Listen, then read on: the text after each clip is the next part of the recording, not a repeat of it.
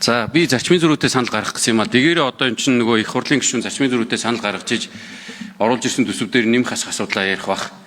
Тэгэхээр аудитын газраас оруулж ирсэн төсөв дээрээс нь 3 барилгатай холбоотой асуудлуудыг нь хасах буюу 31 бум төгрөгийн хөрөнгө оруулалтыг хасах зарчмын зөрүүтэй санал гаргаж байна.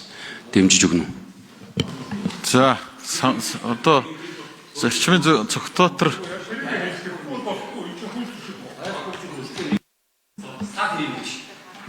за цогтоотор гişүн.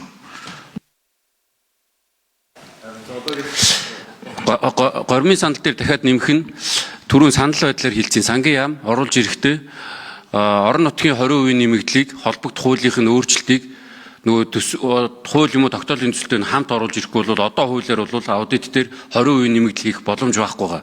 Тэгэхээр сангийн яамнаас энэ нэмэгдэл хийх боломжийг нь гаргуулад холбогдох хууль тогтоолд өөрчлөлт оруулах саналаа цуг оруулж ир гэдэг нэг санал тэгээд тэр барилга байгууламжтай холбоотой зардлыг хасъя гэдэг ийм гормын саналыг нэгтгэхэд явуулж өгнө дараа.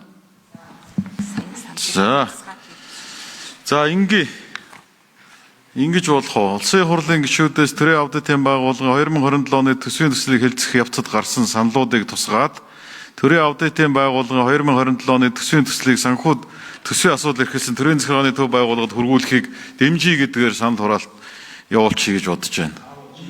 Тэ ингээл за санал хураалт. Санал хураалтанд бэлтгээрэй гişүүд.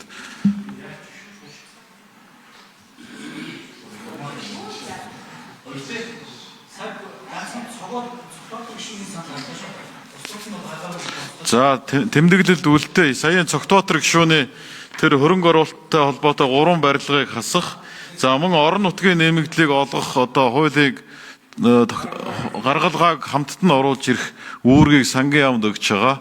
За энэ саналыг тусгаад 2 саналыг тусгаад дэмжиж гисэн томьёолоор санал хураалт явуулъя. Санал хураалт.